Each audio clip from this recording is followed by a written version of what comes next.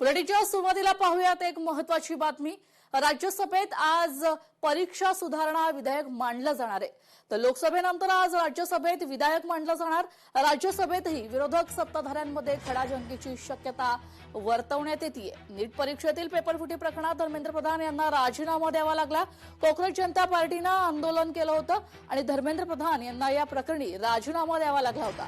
दरम्यान यानंतर मागचे 2 दिवस लोकसभेत परीक्षा सुधारणा विधेयकावर चर्चा सुरू होती। हे विधेयक आवाजी मतदानाने मंजूर झाले। विरोधकांच्या गदारोळात हे विधेयक आवाजी मतदानाने मंजूर झाले। नीट पेपरफुटी प्रकरणानंतर हे बिल आता लोकसभेत सादर करण्यात आलं होतं।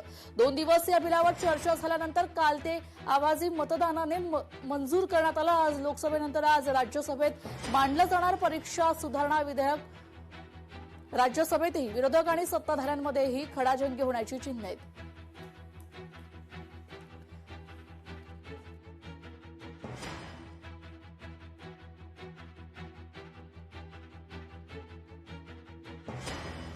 पाहूया पुढील महत्त्वाची बातमी। वंदे मातरमचा अपमान केल्यास फौजदारी गुन्हा दाखल होणार आहे। सुधारणा विधेयक राज्यसभेत मंजूर करण्यात आलेलं आहे। तर राष्ट्रीय सन्मानाचा अपमान प्रतिबंधक सुधारणा विधेयक मंजूर करण्यात आलंय। राज्यसभेत आवाजी मतदानानं विधेयक मंजूर करण्यात आलंय।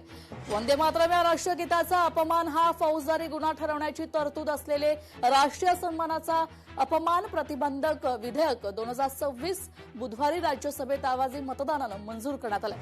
यामुळे संसदेच्या वरिष्ठ सभागृहात गेला आठवडाभर सुरू असलेली कामकाजाची कोंडीही फुटली आहे। राज्यसभेचे उपसभापती हरिवंश यांनी विधेयकावर चर्चेला परवानगी दिल्यानंतर काँग्रेसच्या नेतृत्वाखाली विरोधी पक्षांनी सभात्याग केला।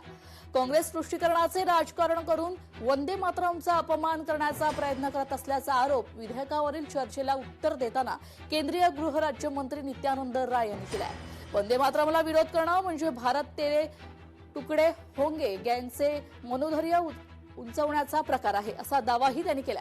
काँग्रेस या विधेयकाला विरोध का करते याबद्दल राय यांनी आश्चर्य व्यक्त केले आहे।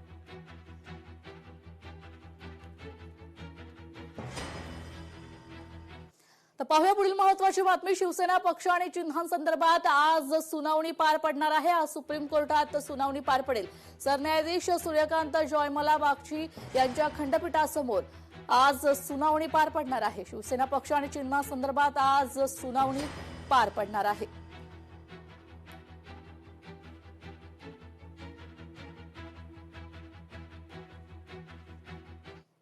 पाहूया पुढील महत्त्वाची बातमी। राज्यात एकही शेतकऱ्याची आत्महत्या नको, महसूल मंत्री चंद्रशेखर बावनकुळे यांचे सक्त निर्देश आहेत। कर्जमुक्ती योजनेच्या प्रभावी अंमलबजावणीच्या सूचना देण्यात आलेल्या आहेत। तर जिल्हाधिकाऱ्यांसोबत व्हीसीद्वारे मंत्रालयात बैठक पार पडली आहे। महायुती सरकारने शेतकऱ्यांसाठी कर्जमुक्ती योजना जाहीर केली असून या योजनेची तळागाळापर्यंत प्रभावी अंमलबजावणी करावी। कर्जबाजारीपणामुळे यापुढे राज्यात एकही शेतकऱ्याची आत्महत्या होता कामा नये असे सक्त निर्देश राज्याचे महसूल मंत्री चंद्रशेखर बावनकुळे यांनी राज्यातील सर्व जिल्हाधिकाऱ्यांना दिले।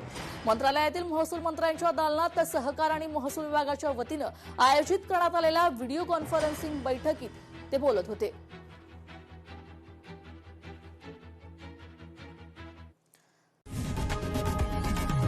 लोकशाही मराठी ऐका, पहा, जागरूक रहा।